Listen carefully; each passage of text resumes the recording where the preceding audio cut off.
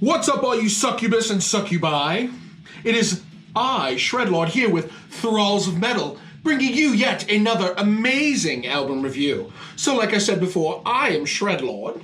Necrotic Nick. So today we are reviewing the second full length from Ontario, Canada's Fractal Generator, Macrocosmos. This comes out on the 15th of January on Everlasting Spew Records. This is, again, their second full length. They are a Studio 3-piece, though I think there are definitely more members involved live whenever live shows come back. Now, all these guys are in different bands, and I can't necessarily tell you who all they are because they go by numbers. They go by numbers. Long numbers. series of like someone's phone number jumbled up.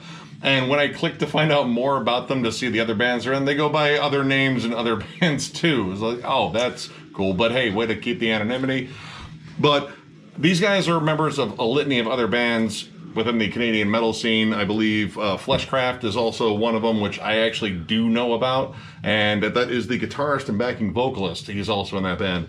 Now, I actually have this band's debut, and I was curious to hear where they were going to go from it.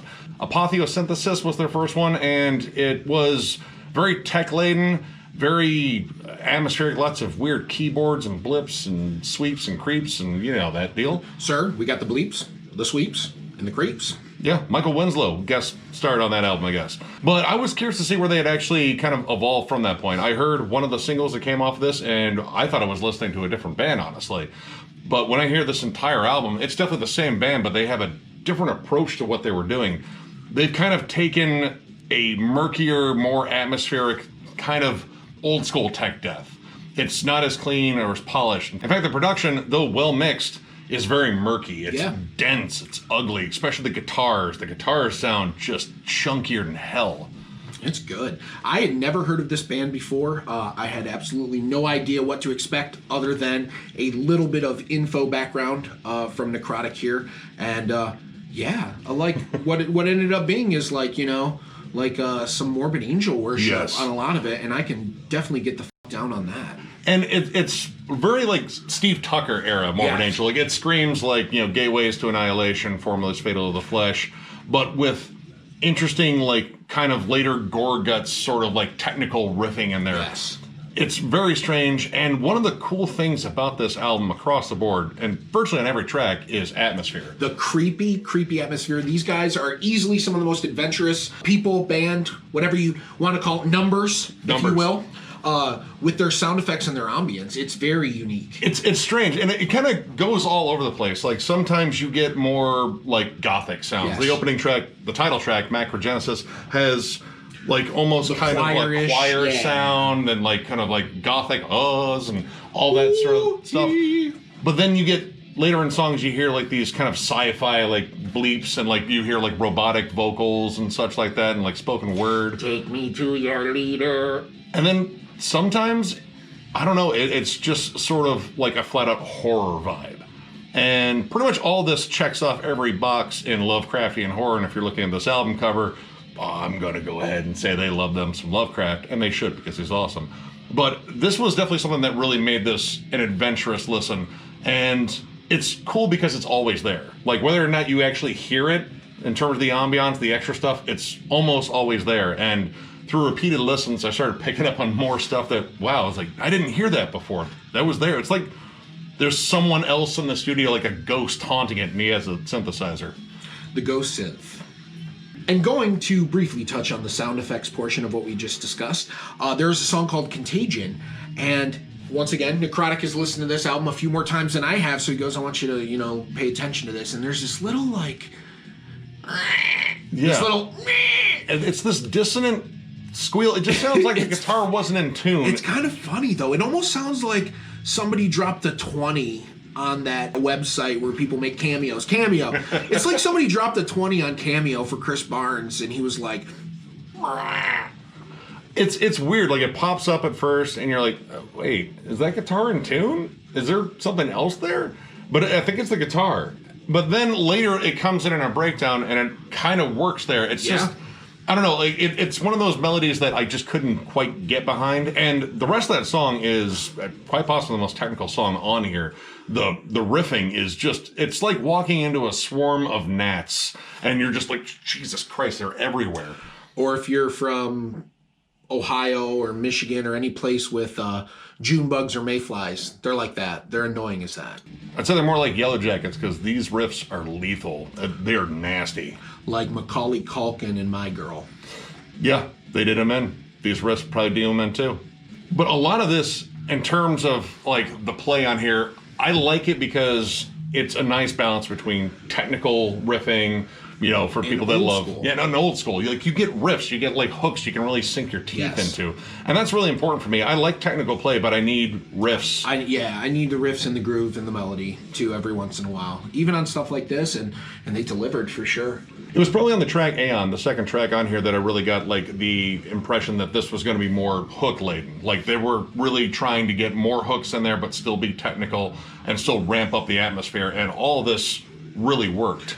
Yeah, there were a lot less parts than the first song, but to me it was a little more meat and potatoes, but there was a nasty ass, so there was like this spoken word part towards the middle end or whatever. Again, another thing to lend to that creepy atmosphere. Like it really draws you in with the atmospheric parts. Like you're kind of listening to seeing what else is going on. And you never know when they're coming. There's no like, it doesn't make sense sometimes, right? So it just comes in and you're like, oh, which is cool though. So it's not formatted, it's very unique. So at any moment during these songs, you get something and it's going, oh, okay, that's pretty cool. Now, another mutual favorite of ours was Shadows of Infinity. And this song is quite the wild ride. Kind of opens with droning something. Droning Slayer? Maybe. I don't know. There's this weird little sample at the beginning. I get a Slayer vibe. I think they were trying to summon Cthulhu. But, you know, hopefully not mission accomplished. Not yet. Give it a little bit more time. 2021 hasn't sucked that bad yet. All right, maybe a little bit. But yeah, the creepy dissonant melody definitely screams Slayer, and it kind of just keeps picking up pace. There's a good build on this song, like it builds in intensity, and then we have this odd transition that comes in. This this wonky little dubstep transition, which I kind of scratched my head over, and listening to it the second time, it's just as weird. And it's not like this whole section where like, oh, we're bringing in a dubstep section. Skrillex is over here mixing up stuff. Sounds like someone threw a keyboard down a flight of stairs. It's just a moment, but it's an odd moment, and they use it as a transition, which I guess is kind of creative, but it really doesn't work. But the song didn't really derail there. That was just a moment that kind of lost me. But Jesus Christ, the back half of this has this old school pummeling, like Vader, deicide, kind of thrashy death metal section that instantly had a hook in me right away. As soon as I heard it, I was like, dude, this is everything I love about death metal right here. Yeah. Now, another part on here, and there are weird parts in here, like kind of scattered throughout all the awesome riffs, because this is just loaded with killer, intricate riffing that is very catchy. And vocally, I really like this too. It's just kind of this nice low bellow, but it's intelligible. And there are two vocalists, but one is the main vocalist. So you get these good layered barks, and it just sounds great. It sounds appropriate for death metal. In the song Pendulum, though, there is an odd section towards the end where they do like a dissonant breakdown. And I imagine it's the bass that they're kind of hitting, and it's like a very dissonant chord, but it sounds like a kid hitting every key on the back end of the piano where all the heavy strings are and just wailing on it. But it kind of works. It's strange because it was off-putting when I first heard it, but as it kept going, it really started working. And that's just sort of an odd thing with this album. Like there's stuff that I heard that it doesn't sound like it would work, but it does. Yeah. The two biggest things that I took away from this album is it was just straight up solid death metal with little other influences here, some tech, some black metal here, sprinkle in a riff or whatever. And the adventurous use of ambience really made this unique and enjoyable listen. It's very engaging. And I mean, musically, you know, Morbid Angel is definitely a big part of this, I'd have to say. And I would say like early Gojira, the way that they use these big heavy chugs just kind of screams kind of their like minimalist approach of like, all right, let's get a big chug and like a really cool tag towards the end of it. And I have to say, like, in terms of precision, like a band like Decapitated, like it is like pretty much precise down to every little nuance on here. The drums are absolutely pummeling on here. They just keep roaring through every song. This dude had to be exhausted. But in terms of like the most different offering in here, it's definitely the last track, Ethereal. That one kind of takes a break off the gas. It's probably the slowest song in here. And slower moments aren't a thing that happen very often. not It's much at pretty all. much just foot on the gas, Go, go, go. blast away. This one actually kind of spent a little bit more time building atmosphere. It's a little bit slower, a little bit moodier. It kind of feels more haunting than just brutal. And it has some really cool guitar parts that really don't pop up on any other part of this album, like some interesting tapping and stuff, again, that kind of screams Gojira, except being played by a band like Gorephilia. But I think this is one of the most interesting tracks on here, and I kind of wonder if this is going to be something we hear more of in the future, because it seems like these guys are really pushing forward in their sound and trying a lot of different things, and for the most part, I think it works on here. Yeah, it definitely works. I believe doing some research, this album was 5 years in the making. So, you know, they have a lot to be proud of. You can tell they put in a lot of work. I like the last track, and I guess I don't know if that's the direction this band is going to take eventually, but I will tell you that it was nice and refreshing to hear that song at the end, because by that time in the album, I feel like I had heard all the other stylistic things that fit this album that they were able to do. You know, I've heard all the heavy, fast riffs and stuff, and by the last song, it was kind of refreshing to just hear a different approach to it. So, and then maybe like sort of a thing with pacing, like you throw in maybe a more mid-tempo song more towards the middle of the album. Like you have mid-tempo moments, but most of the time they don't last very long and they're getting right back to the beating. But I think the thing that really made this an interesting listen overall was the atmosphere. The atmosphere was one of the most engaging things. Like the music's great, but it's that atmosphere that kind of draws you in, because it's kind of strange and I don't know. It's really its own thing. So overall, I'm going to give this 4 stars. I really enjoyed this. This is a solid second effort. I see dramatic improvement from the first album. I thought the first album was good, but still kind of like finding their way, and they really wanted to throw in a lot of different stuff. And sometimes it works, sometimes it doesn't. This time, most of it really worked, and I think the fact that they got more riff-centric and started, you know, not dealing so much with like all the technical parts. Like not every part had to have like 40 arpeggios. Just give us some solid riffs, and they did that, and yeah, this is a killer album. Definitely check it out.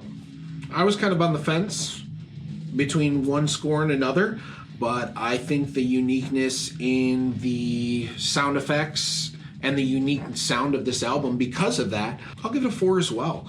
It was a very enjoyable listen. The death metal was good death metal, and there was a uniqueness, creativeness in this that I haven't heard in a while. I recommend anyone who's even remotely a fan of anything we've talked about to check this out, because I think it's going to be a very interesting listen, and probably one of the coolest listens so far of 2021. Yeah, I mean, it's early, but yeah, there's been some good releases so far. And more to come. I mean, we might as well tease the fact that, you know, by the time you see this, Gatecreeper will have released their Midnight album. Which is kind of cool. Which is really cool. Totally unexpected. Didn't even know they were in the studio. I mean, probably they announced it. I missed it. There's more to come. So, yeah. Well, if you like what you saw here, please hit the like and subscribe button. And I don't want you to just hit it. I want you to smack it like DK smacks them cheeks to get them bananas, man. I want you to just smack the shit out of that like button, please. It may not mean much to you, but it means everything to us. He likes the spankings.